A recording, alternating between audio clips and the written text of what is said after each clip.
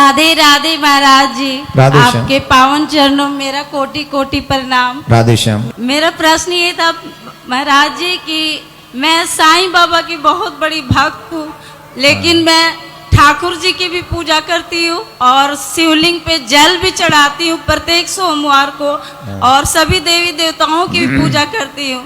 पर अभी आजकल साईं बाबा का बहुत विरोध हुआ था, वो हिंदू थे या मुस्लिम, क्या हमारे लिए साईं बाबा का पूजा करना वो सही है या गलत है? आप इसके बारे में हमको समझाएं। देखिए, आप एक धर्माचार्य से ही प्रश्न कर रही हैं, है? धर्माचार्य से ही प्रश्न कर रही हैं, जी महाराज। एक कथाकार से ही प्रश्न कर रही हैं। अब बताइए, मिला जुला दूं कि क्लियर दूं? नहीं, क्लियर दीजिए, क्योंकि इसके बारे में हमें क्लियर ही जानना था। बहुत सारे न्यूज़ देखे पर थोड़ा समझ में नहीं आया। साईं बाबा हम हिंदुओं की एक ही प्रॉब्लम है, हम किसी भी देवी देवता को इसलिए नहीं पूछते कि वो देवता है, कि वो देवी है, कि क्या है। हम इसलिए पूछते हैं कि हमें उससे कुछ चाहिए।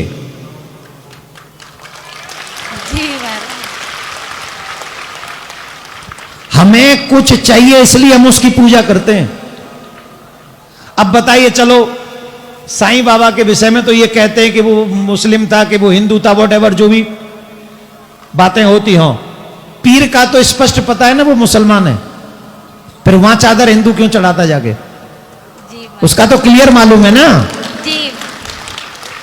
फिर वहां कौन सी भ्रम है? सच ये है कि अगर आप मुझसे पूछना चाहते हैं, मेरे से क्वेश्चन है, तो मैं इसका एक आंसर दूंगा। पूजनीय लोगों की पूजा करनी चाहिए, अपूजनीय व्यक्ति की कभी भी पूजा नहीं करनी चाहिए। अपूजनीय लोगों की पूजा करने वालों का कभी भी कल्याण नहीं होता, ये हमारे शास्त्र कहते हैं। अब मैं ये नहीं कहता कि साईं बाबा का अपमान करना चाहिए, नहीं। मेरी नजर में जिन्होंने भगवान का भजन किया, साधना की, चाहे वो किसी भी समाज के हों, वो आदरणीय है, उनका आदर करना चाहिए। लेकिन पूजा, देखो भगवान ने गीता में क्या कहा है, ये तो बाबा हैं, साईं बाबा हैं, ठीक है ना, साईं बाबा हैं, ठीक है ना, भगवान तो नहीं है ना, भगवान तो नहीं है, साईं बाबा हैं। अब भगवान ने तो देवी देवताओं की भी पूजा मना की है। गीता अगर आप पढ़ोगे तो गीता में भगवान ने कहा है कि अगर तुम देवी देवताओं की भी पूजा करोगे तो उसी देवी देवता के लोक में जाओगे, और उसी देवी देवता के लोक में जब तुम्हारे पुण्य पूरे हो जाएंगे, नष्ट हो जाएंगे, वापस धरती पे आना पड़ेगा तुम्हें। अगर तुम मेरी पूजा करोगे और अगर मेरे हो जाओगे तो तुम फिर कभी भी पृथ्वी पे वापस नहीं आओगे, मैं तुम्हारा कल्याण कर दूंगा। और ऐसा कहने वाला अकेला मेरा कृष्ण है, याद रखना इस बात को। पूरे ब्रह्मांड में ये किसी ने नहीं कहा है सिवाय मेरे कृष्ण के कि मैं तेरा कल्याण कर दूंगा, और जो मेरी पूजा करता है वो फिर वापस धरती पे। तो मेरी मानना, अगर कोई मेरी माने, देखो आप किसकी पूजा करोगे किसकी नहीं, आपका पर्सनल विषय है, मैं आपको रोकूंगा नहीं, टोकूंगा नहीं। लेकिन जब प्रश्न करोगे तो सटीक जवाब ये दूंगा, जिनके घर में लड्डू गोपाल की पूजा है उसे किसी बाबा की पूजा करने की आवश्यकता नहीं, उसे फिर कृष्ण की ही पूजा करनी चाहिए।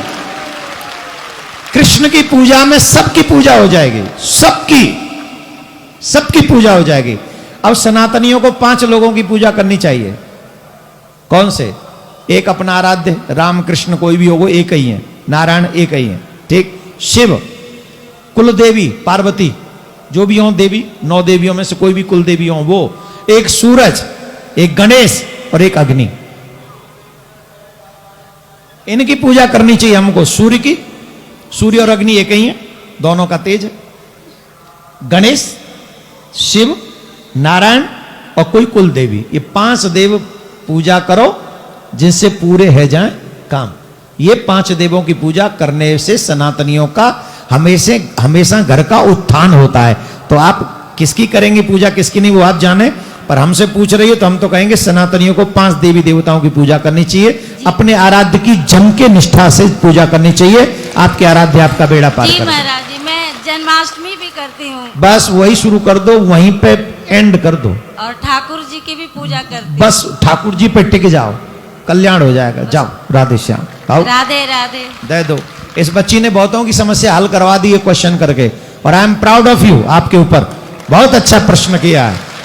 लेकिन एक निवेदन है, प्रश्न सिर्फ जानने के लिए नहीं, मानने के लिए करो, कि अगर कोई हमारा धर्माचार्य कह रहा है तो वही करेंगे, फिर हमें कुछ और नहीं करना, इसके लिए करो। धन्यवाद, राधे आशीर्वाद।